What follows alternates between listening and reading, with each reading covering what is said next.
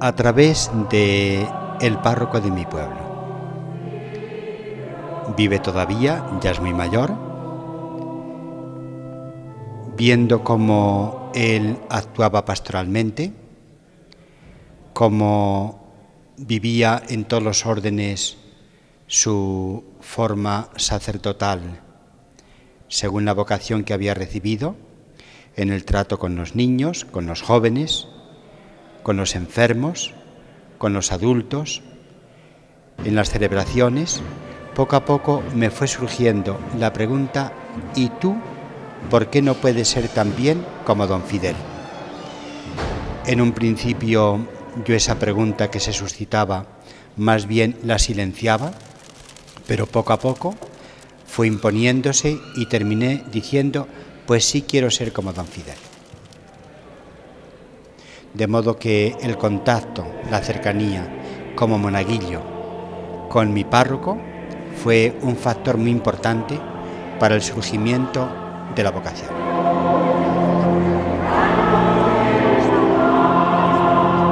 Yo no podría decirlo, porque uno no se ve a sí mismo, nos vemos siempre desde nosotros mismos. Entonces se necesitaría una perspectiva exterior para poder definir cuál es el aspecto de mi carácter que mejor me definiría.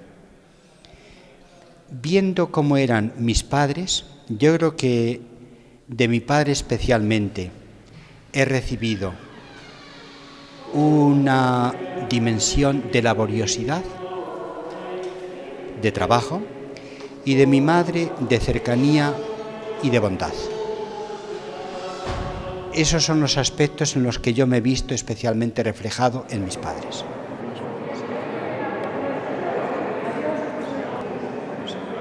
Pues varias. Lo que pasa que el ministerio va metiendo las tijeras y esas aficiones no permite que las desarrolle.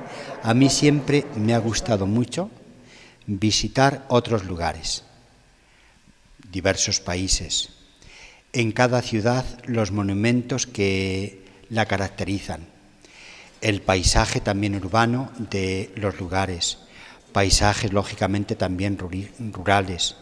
Esto me ha gustado siempre mucho. Pasear en la medida que puedo es una de mis aficiones y de mis hobbies.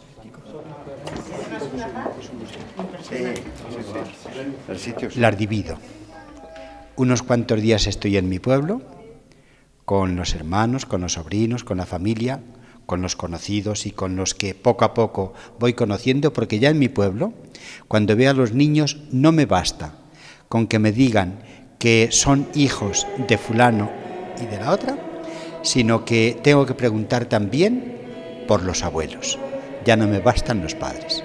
Parte estoy en mi pueblo unos cuantos días y parte estoy en un convento de franciscanos en el sur de la provincia de Ávila, en Arenas de San Pedro, donde yo estuve 5 años como seminarista de Latín y Humanidades, que entonces llamábamos. Y aquel paisaje, aquella comunidad franciscana, aquel rincón especialmente me ha quedado, especialmente en el corazón grabado, y voy allí cuando puedo, especialmente en el verano, unos cuantos días.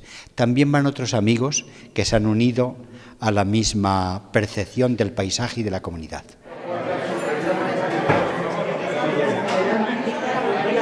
Yo el balance que he hecho y que públicamente quiero mostrar es el balance de gratitud a Dios.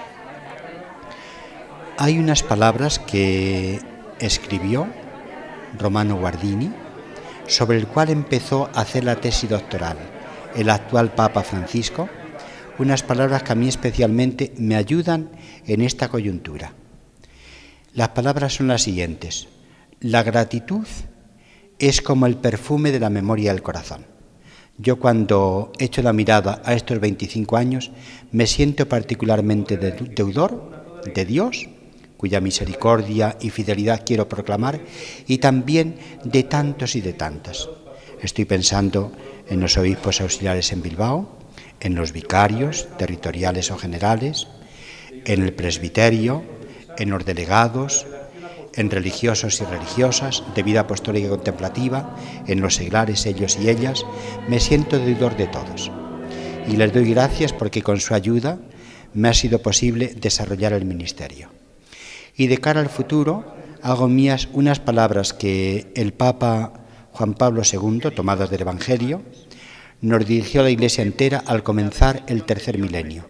Duc in altum, rema mar adentro. De cara al futuro de mi ministerio, rema mar adentro. Que el Señor me conceda la fidelidad y la perseverancia en su servicio.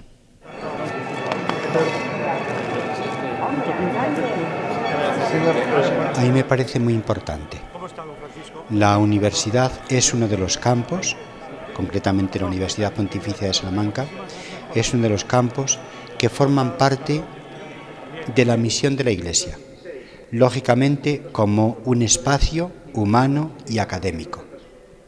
No es la universidad en sí misma, no es una parroquia, no es un grupo apostólico, es sobre todo la mediación de la fe y de la cultura, el encuentro de la búsqueda de Dios y el encuentro también del servicio a la sociedad y a la cultura. Es una mediación muy importante. Entonces, para mí, lo de la presencia de los laicos en la universidad es insustituible y es preciosa. Ahora, con otras facultades que se han ido creando poco a poco, facultades de carácter, digamos, más civil, la presencia de los laicos es mayor. Sabiduría y de amor, Cristo el Señor, que es su palabra encarnada, y Él es con vosotros. Yo creo que los puntos cardinales de la nueva evangelización son varios. Son, digamos, en primer lugar, son actitudes. El Papa Francisco lo está constantemente indicando. Hay que salir, y salir quiere decir salir a los cruces de los caminos. La Iglesia debe de hacerse misionera por los caminos del mundo.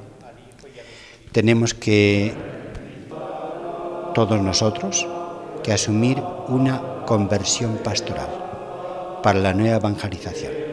Ese sería uno de los aspectos. Otro de los aspectos de la nueva evangelización significa también la transmisión del Evangelio por todas las vías posibles. Las vías de la catequesis, de la predicación y también de los medios de comunicación social. De los medios que tenemos desde hace tiempo o desde hace un tiempo intermedio, o también los de los últimos decenios y los últimos años. También la red, que el Evangelio pueda circular por todas las vías por donde el hombre entra en comunicación.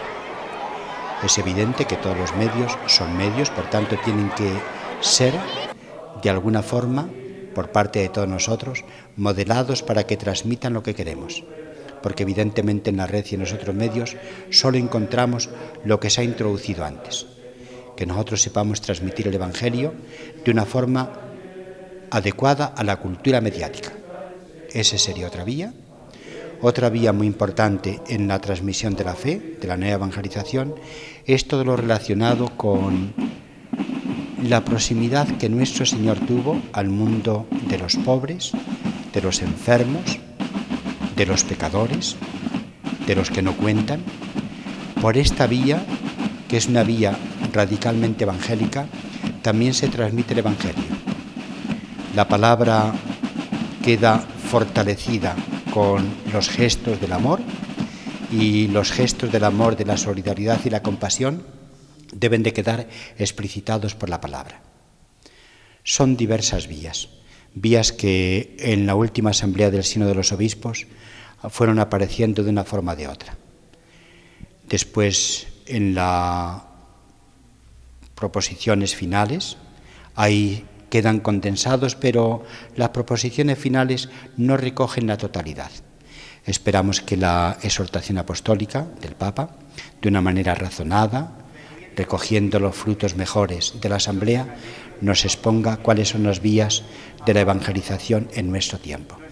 Hay otras, me estoy pensando ahora, por ejemplo, la vía de la belleza. A través de la belleza, hace pocos días ha sido inaugurada en Arévalo la exposición de las edades del hombre, la número 18, que empezó hace 25 años aquí en Valladolid. La vía de la belleza es también una vía de acceso al misterio. Hay personas que conocemos que por la vía de la belleza, de la música, por ejemplo, se han convertido. Así tuvo lugar la conversión de García Morente en París y también la conversión de Paul Claudel. La vía de la belleza, de la música, de la contemplación, de cómo artistas creyentes han mostrado lo que ellos perciben del misterio de Dios, etc. Es otra vía, la vía de la belleza. Dosa misericordia, te ayude el Señor con la gracia del Espíritu Santo. Yo tengo que reconocer que está respondiendo. Las invitaciones que desde la diócesis hemos ido haciendo han sido respondidas muy generosamente. Yo estoy admirado de cómo, a medida que han ido creciendo las necesidades, ha crecido también la colaboración económica y la multiplicación de voluntarios. A mí esto me muestra que hay un fondo de generosidad en los cristianos y en general en los ciudadanos.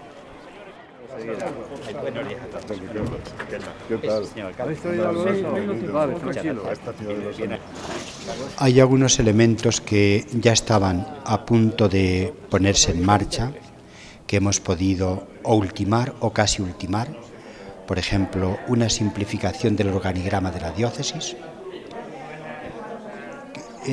Se había ido haciendo poco a poco bastante complejo. En la situación actual nos ha parecido mejor que fuera simplificado, eso ya se ha hecho.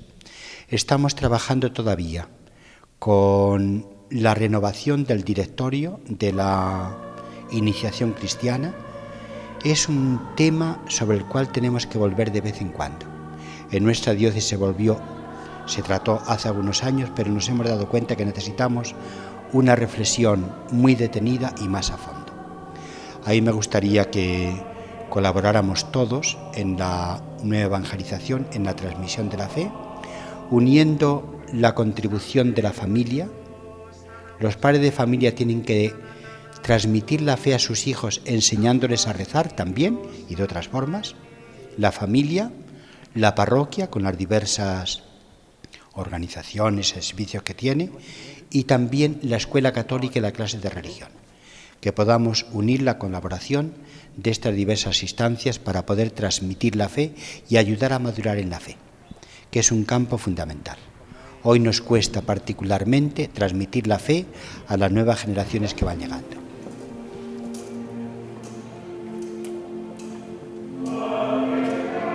Estuve el día 15 de este mes de mayo concelebrando con él a las 7 en la capilla de la iglesia, la casa de Santa Marta, donde él entró para el cónclave y no ha salido.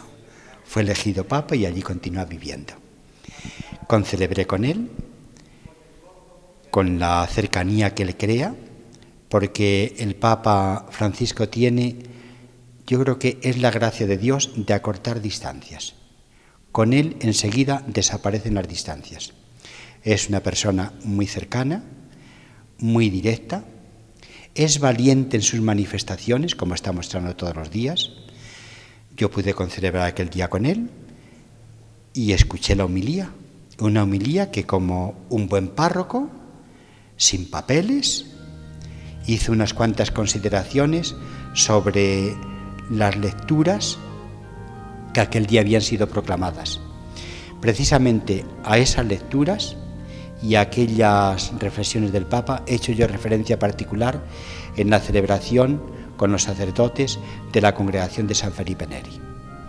Después estuve también en la audiencia y me llamó la atención que media hora antes de comenzar la audiencia estuvo circulando el Papa móvil por los diversos cuartales de la plaza de San Pedro, que estaba abarrotada de gente.